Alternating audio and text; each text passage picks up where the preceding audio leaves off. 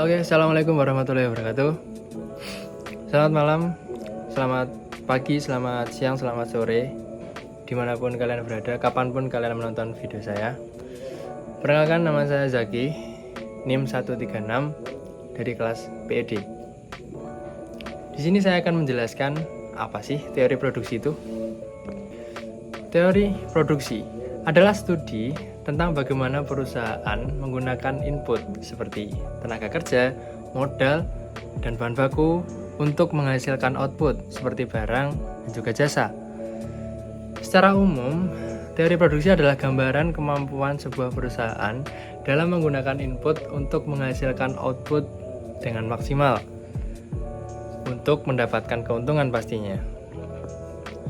Tujuan utama dari teori produksi adalah memahami bagaimana perusahaan membuat keputusan produksi yang rasional dan efisien dalam menghasilkan sumber daya mereka.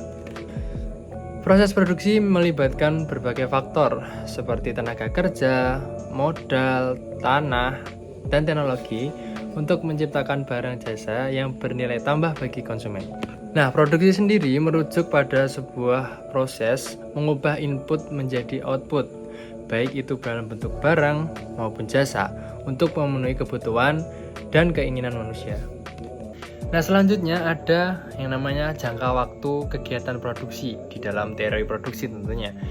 Jangka waktu ini dibagi menjadi 3. Yang pertama ada very short run, dan yang kedua ada short run, dan yang terakhir adalah long run. Yang pertama, very short run. Sesuai dengan namanya, very short, yakni jangka waktu yang paling pendek dibandingkan dengan jangka waktu lainnya, di mana satu atau lebih faktor produksi dalam very short run ini berjumlah tetap atau konstan, sementara faktor produksi lainnya dapat berjumlah yang berbeda-beda atau bervariasi. Yang kedua adalah short run. Jangka waktu ini sedikit memiliki waktu yang lebih lama dibanding dengan very short run, di mana semua faktor produksi dapat disesuaikan, tetapi dengan tingkat fleksibilitas yang lebih terbatas dibanding dengan jangka waktu yang lebih panjang. Yang terakhir adalah long run. Ini jangka waktu yang memiliki waktu yang lebih panjang, di mana semua faktor produksi dapat disesuaikan dengan tingkat fleksibilitas yang sangat tinggi. Oke, dalam teori produksi, input dibedakan menjadi 2, yakni ada fixed input dan variable input. Dua input ini sangat berbanding terbalik. Yang pertama, fixed input adalah input yang tidak akan habis dalam satu kali periode produksi, tapi juga tidak dapat diubah dalam jangka waktu yang pendek. Contohnya seperti mesin bangunan, penggunaan jumlah pupuk, dan juga alat-alat pertanian. Contoh realnya dalam sebuah perusahaan pabrik mobil misalnya.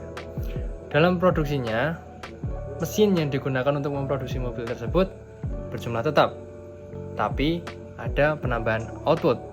Sebagai gantinya, perusahaan harus meningkatkan pada variabel lain untuk meningkatkan output tersebut. Nah, itu adalah contoh dari fixed input. Yang kedua adalah variable input. Ini merupakan input yang habis terpakai dalam satu periode produksi dan dapat diubah dalam jangka waktu yang pendek. Contohnya seperti tenaga kerja, jumlah lahan, dan juga bahan baku. Contoh lain dari variable input adalah karyawan pada sebuah restoran.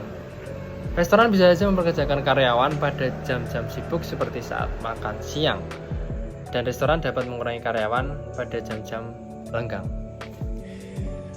Sekian video yang dapat saya sampaikan, ada kurang lebihnya saya mohon maaf. Terima kasih. Wassalamualaikum warahmatullahi wabarakatuh. Ciao.